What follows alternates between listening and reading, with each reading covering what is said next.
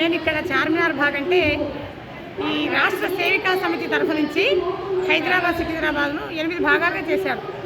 రాష్ట్ర సేవికా సమితి తరఫు నుంచి దాంట్లో చార్మినార్ భాగ్కు నేను భాగ్ సంచారికగా బాధ్యత నిర్వర్తిస్తున్నాను. అయితే ఈరోజు వచ్చేసి మహిళా మాతృశక్తి సమ్మేళనం. మాతృశక్తి సమ్మేళనం అంటే మాతృమూర్తి యొక్క శక్తి ఏ విధంగా ఉంటుంది, సామర్థ్యం ఏ విధంగా ఉంటుంది, ఈరోజు ఏ రంగంలో ఏమేమి చేయాలన్నా ప్రతి ఒక్కటి కూడా తల్లి ద్వారానే జరుగుతున్నది. మూలం ఎవరు? తల్లి. ఎందుకంటే శివశక్త్యాయుక్తో యది భవతి శక్త ప్రభవితం నచే దేవం దేవో నఖలు కుశల స్పందితుమపి. అంటే శక్తి లేకపోతే శివుడు కూడా చైతన్యరహితుడు. అంటే శివుడు దేవుడు కాడని కాదు, కాకపోతే శక్తి పక్కలో ఉన్నప్పుడే శివుడికి చైతన్యం ఉంటుంది. అది మనం చెప్పేది కాదు. సౌందర్యహరిలో ఆదిశంకరులు రచించిన మొట్టమొదటి శ్లోకం అది. అందుకని ఎవరైనా మనకి ఏదైనా ఇబ్బంది అయినప్పుడు నేను శక్తిహీనుడు అయ్యాను అంటాం. రామహీనుడిని, కృష్ణహీనుడిని, శంకరహీనుడిని అన్నారు. శక్తిహీనుడు అయినా అంటే శక్తి మనలో లేదు అని. శక్తి ఎవరు? స్త్రీ స్వరూపం, అమ్మవారు. ఇవాళ ఈ మాతృశక్తి సమ్మేళనం, మహిళా సమ్మేళనం ఏంటంటే కేవలం రాష్ట్ర సేవికా సమితి అంటే శాఖ మాధ్యమం ద్వారా అమ్మాయిలు ఇవాళ ఉండే ఈ సమాజంలో ఉండే ఈ దుర్గుణాలు, దుర్లక్షణాలు ఇవన్నీ ఇంటికి బయటికి వెళ్ళిన అమ్మాయి క్షేమంగా తిరిగి వస్తున్న నమ్మకం, విశ్వాసం లేకుండా పోతున్నది.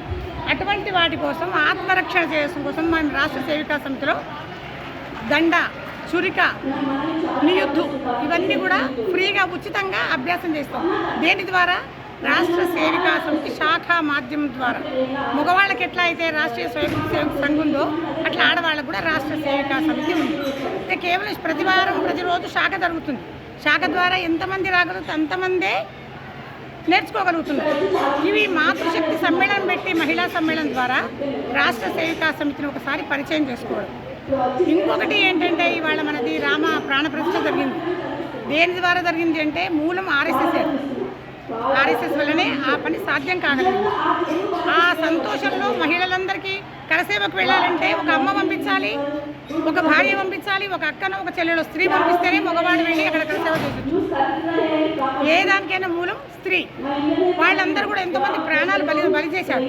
బతుకున్న వాళ్ళు తిరిగి వచ్చారు. దీని బలి త్యాగాల వల్లనే రామ జన్మభూమి సాధ్యమైంది. రాముని బాలరాముని ప్రాణ ప్రతిష్ఠ జరిగింది. భవ్యమందిర నిర్మాణం జరిగింది. వాటందరికీ కూడా ఒకసారి అభినందన తెలుసుకోవడం కోసం చంద్రయాన్లో కూడా ఈ 23వ సంవత్సరం చంద్రయాన్ జరిగింది. ఈ సంవత్సరం అంతా మన విజయ పరంపరనే నడుస్తున్నది. దీని అందరికీ కూడా ఒకసారి సంతోష కార్యక్రమం మహిళలందరినీ గ్యాదర్ చేసి వాళ్ళందరిలో చైతన్యాన్ని నింపడం కోసమే ఈ కార్యక్రమం జరిగింది. తద్వారా మహిళల్లో శక్తి, సామర్థ్యం, నేను ఆంజనేయుడికి తన శక్తి ఎంతో తనకు తెలియదట, పొగిడితే శక్తి వస్తుందట. అట్లా స్త్రీలకు కూడా వాళ్ళ గురించి వాళ్లకు చైతన్యవంతులుగా మీరు స్త్రీ, మీరు పార్వతీ పరమేశ్వరులు, రాధాకృష్ణులు, సీతారాములు అని మొట్టమొదటి స్త్రీ పేరు వచ్చినాకనే పరమేశ్వరుడు, పార్వతీ పరమేశ్వరుడు, సీతారాములు, రాధాకృష్ణులు ఇట్లా మన మొదటి పేరుతోటి వ్యాకరణం తయారైంది. అటువంటి మనం ఇవాళ నిత్యేజమై ఇంకా ఎప్పుడో వదిలిపెట్టిపోయిన బ్రిటిష్ వాళ్ళది, ముస్లిం వాళ్ళ జాడ్యం వదిలిపోక మనం ఇంకా నిస్తేజంగా టీవీ సీరియళ్లకు వాటికి అంకితం అయ్యి పిల్లలను సరిగ్గా పెంచుతున్నామా లేదా? వాళ్ళు కేవలం చదువు, ఇంగ్లీష్ మీడియంలో చదువు వస్తున్నది, కానీ సంస్కారాలు ఎంతమంది కబ్బుతున్నాయి వాళ్ళ? ఆ సంస్కారవంతులుగా తీర్చిదిద్దడము. ప్రతి తల్లి నా కొడుకు టీచర్ కావాలి, డాక్టర్ కావాలి, లాయర్ కావాలి అనుకుంటుంది. కనీసం ఎప్పుడో ఒకసారి గంట సేపు సమాజం కొరకు సమయం ఇచ్చే సంతానం నాకు కావాలి, నేను వాడిని పెంచి పెద్ద చేయాలని ప్రతి తల్లి కోరుకుంటే ఇవాళ ఈ సమస్యలకన్నిటికీ మనం దూరంగా ఉండగలుగుతాం. వీటన్నిటిని దృష్టిలో పెట్టుకొని ఇవాళ ఇంత పెద్ద అంటే ఇక్కడే కాదు, ప్రతి చోట రేపు మళ్ళీ ఆదివారం విజయనగరం అక్కడ ఉప్పల్లో బర్కత్పురాలో ఉంది, తర్వాత సికింద్రాబాద్లో, తర్వాత గోల్కొండలో. ఇవి ఈ మహిళా శక్తి, మాతృశక్తి సమ్మేళనం అనేది దేశవ్యాప్తంగా జరుగుతుంది.